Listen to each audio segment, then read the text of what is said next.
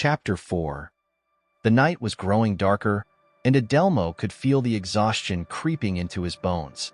With a heavy sigh, he made the decision to retire for the night. Slowly, he made his way to his room, the events of the evening replaying in his mind like a broken record. There was a sense of unease settling in his chest, a nagging feeling that something was amiss. As he changed into his comfortable pajamas, Adelmo couldn't shake off the confusion that clouded his thoughts. The events of the night had left him bewildered, unable to make sense of the chaos that had unfolded before his eyes. Despite knowing that it wasn't his responsibility to intervene, a sense of duty tugged at his conscience. He felt a growing urgency to unravel the mysteries that surrounded him before they spiraled out of control. Finally settling into his bed, Adelmo pulled the covers over himself, seeking solace in the warmth of his blankets. The weariness of the day weighed heavily on him, but sleep didn't come easy. Restless thoughts swirled in his mind, refusing to let him drift off into a peaceful slumber. Eventually, exhaustion took over, and Adelmo succumbed to the realm of dreams, where the events of the night continued to haunt him in a surreal landscape of his subconscious. In the depths of his slumber, Adelmo finds himself immersed in a thrilling chase through the dense woods. His heart pounds in his chest, adrenaline coursing through his veins as he dashes through the labyrinth of trees, forcefully pushing aside the obstructing branches that impede his path. The enigma of his pursuer remains shrouded in mystery, leaving him bewildered and on edge. Seeking a momentary respite from the relentless pursuit, Adelmo halts abruptly, seeking refuge behind the towering presence of a majestic pine tree. Concealed within the protective embrace of nature, he fervently hopes that his relentless pursuer will unknowingly pass him by.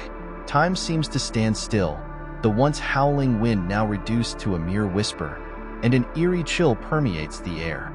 As the world around him grows increasingly silent, the only sound that resonates in Adelmo's ears is the thunderous rhythm of his own heartbeat. Suddenly, a sharp crack reverberates through the stillness, shattering the fragile tranquility that had momentarily settled upon the woods. Adelmo's heart leaps into his throat as he instinctively springs to his feet, propelling himself forward with every ounce of strength he possesses.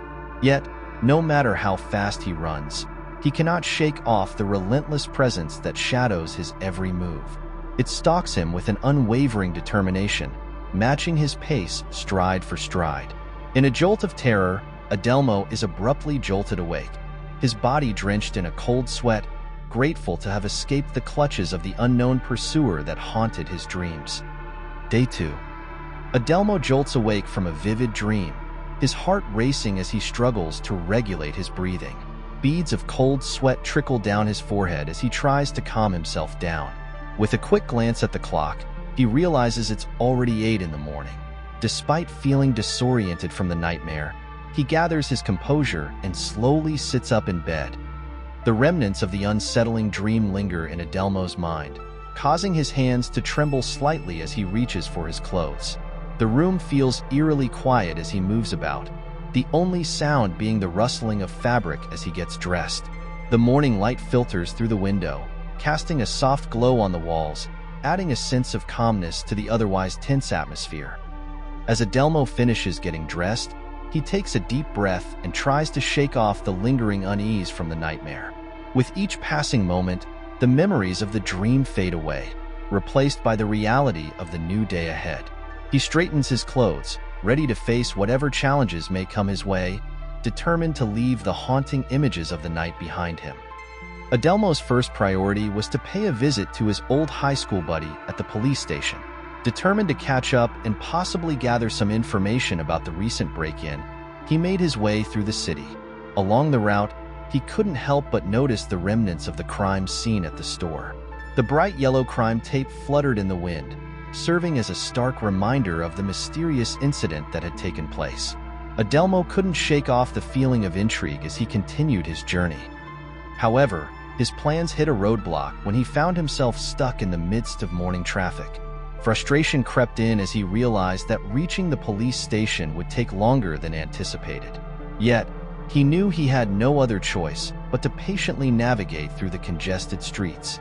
As the minutes ticked by, Adelmo's mind wandered back to the vivid dream he had the previous night.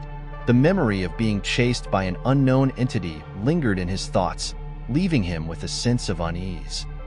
Finally, Adelmo arrived at the police station, hoping to find his old friend waiting for him.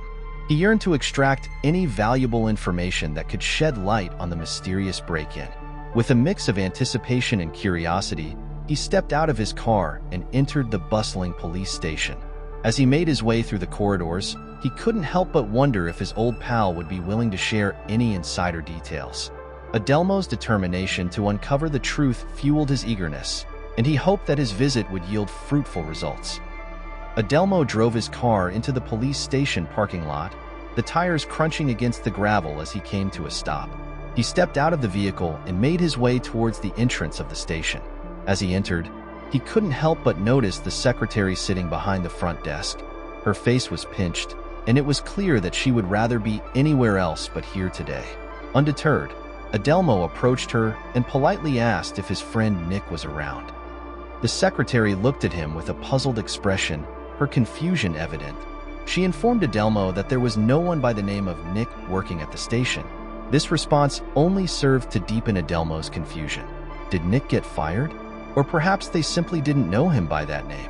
Determined to find out, he asked the lady once again, this time emphasizing, "Are you absolutely sure that Nakusabila Minka doesn't work here?" The secretary seemed momentarily dazed, as if the name had triggered a memory. She finally responded, "Oh, you were referring to him. Well, he hasn't arrived yet. Nakusabila Minka usually comes in around 10 o'clock. If you want, you can come back later, and I'm sure he'll be here." Adelmo nodded, contemplating his next move. "Sure," he replied, "but I think I'll give him a call first, just to make sure he's in. I know how mischievous he was as a kid, and I doubt he's changed much as an adult." Adelmo's attempt at humor was met with a lackluster response from the secretary, her smile failing to match his own.